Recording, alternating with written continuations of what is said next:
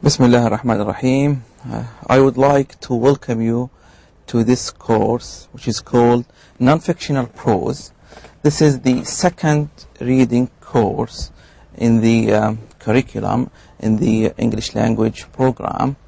So let me first congratulate you for passing the first reading course, which was Reading 1, and I hope that course will help you to improve your reading skills and to be able to understand this advanced course.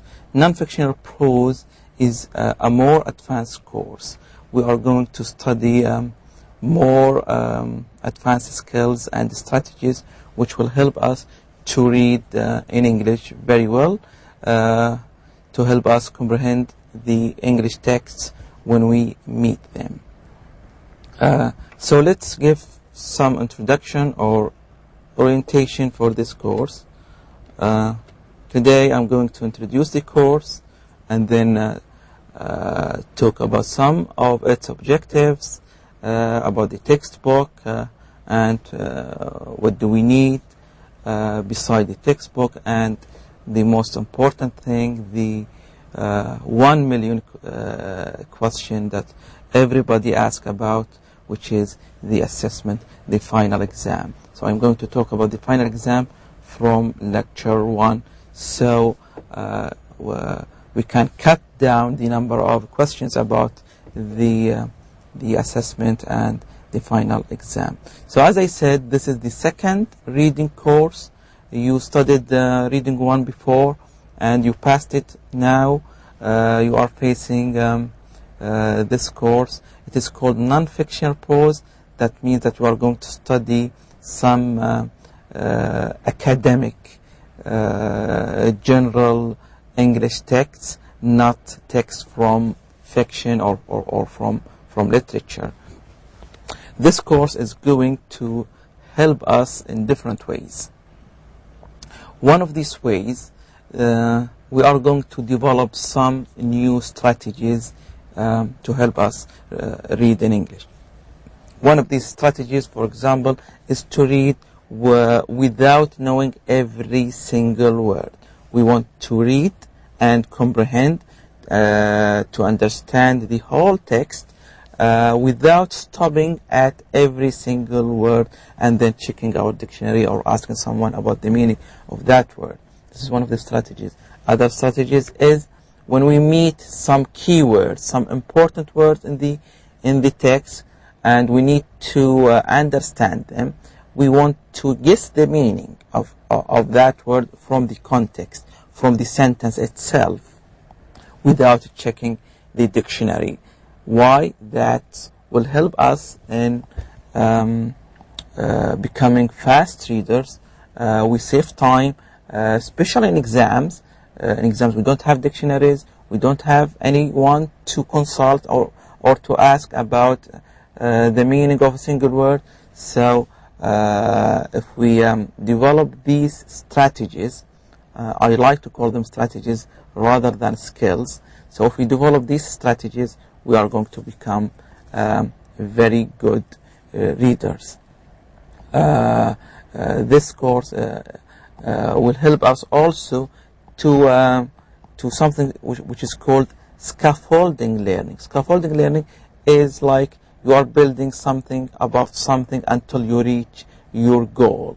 You can link information from your background knowledge, something that you know, you link it with the textbook that you are studying. For example, if we are going to study something about the American culture, so you know about the American culture from TV, from movies, from going there, from friends, from the internet, and you can link this information with the information in the book, or you can link our Arabic culture with the American culture. So something which indulges the background knowledge, our background knowledge with the textbook. We are going also to develop critical thinking. Critical thinking is something different from the surface thinking. The surface thinking is something like 1 + 1 = 2, but with critical thinking we need something beyond that. We want to understand the information fully and then inference or figure out or guess the deep meaning of the text. So inshallah we will be doing all of these throughout the course, and hopefully this course will be very beneficial to you. If you pass this course, it will open to you other courses, and it will help you a lot in your future. One important thing that I should stress here, that now you are in the fourth level of the English program, so you are now considered maybe at the intermediate level, and you are expected to be a very professional English student. You deal with the course very professionally.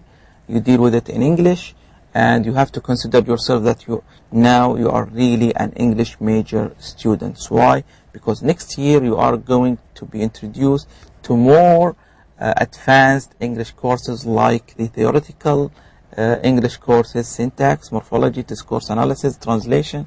So now you are at a point that you have to understand that you are now an English major student, and you have to deal with things very professionally.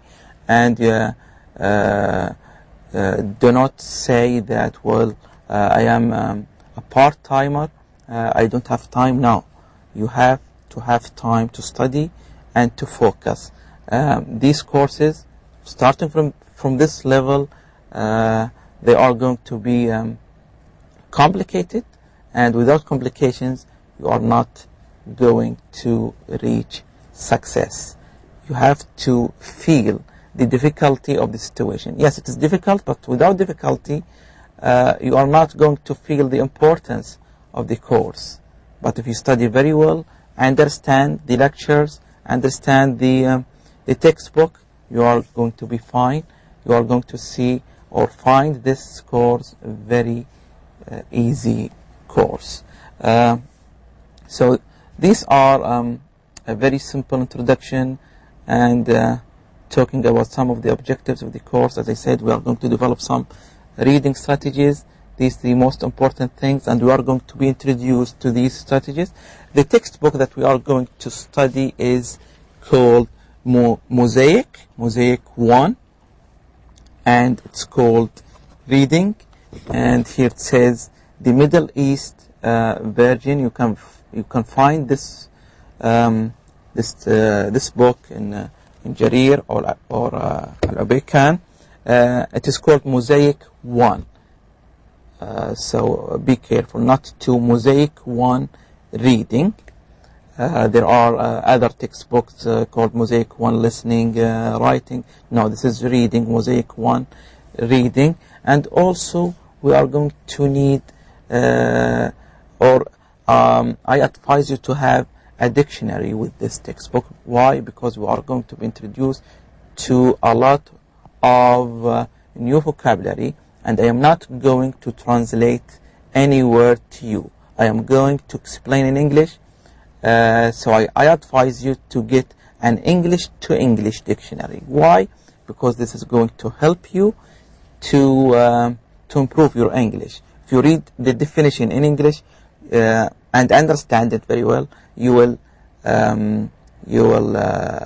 memorize it very well, and you will understand the concept, the meaning of the word better than the Arabic one, because the Arabic, the literal Arabic translation sometimes have problems, especially with words that needs harakat. For example, kulliya and kiliya. Sometimes if you want to search about the meaning of kulliya and you find the word kidney, which means kiliya, this is a big problem. So having an English to English dictionary is better.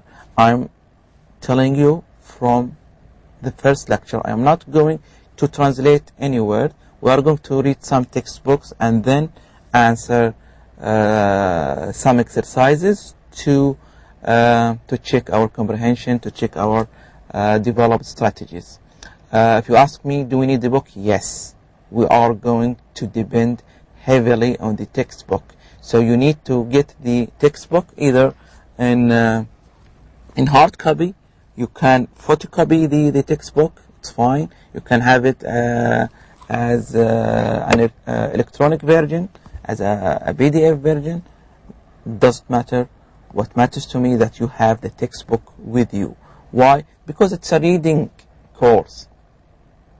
So you do not have a textbook. What are you going to read? You need to have the textbook with you, and you need to have a very good dictionary. If you ask me about a good dictionary, I would advise you to buy Oxford, for example. Oxford is a very good dictionary, the advanced one, because it has examples of the meaning of the words.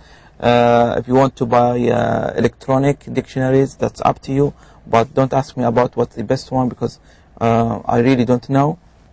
So I stress that we need the textbook and you need a dictionary with this course. So if you meet a difficult word, you can check its meaning. But before you check the dictionary, we are going to study some strategies to help us guess the meaning without using the dictionary. If you give up, if you do not find the meaning of the word from the context or using these strategies, then you can consult your dictionary. About the assessment, it's the usual thing from the first semester, 30 for the what they call the classroom activities, like the homeworks, like attending the lectures, the live sessions, and participating in the forums in the Blackboard. So 30 for these, and 70 for the final exam. It's going to be in the multiple choice, 70 multiple choice items. So I'm telling you from the beginning, so please do not ask me about these information. I'm not going to answer any question regarding this information, because I already did in this lecture. So if you want to know the answer, consult the orientation lecture, محاضرة تمهيدية, and you will find the answer. So I wish you all the best and good luck in this course, and hopefully we will meet at the end of the semester, and you will find yourself very happy with your final mark, inshallah, if you study very well.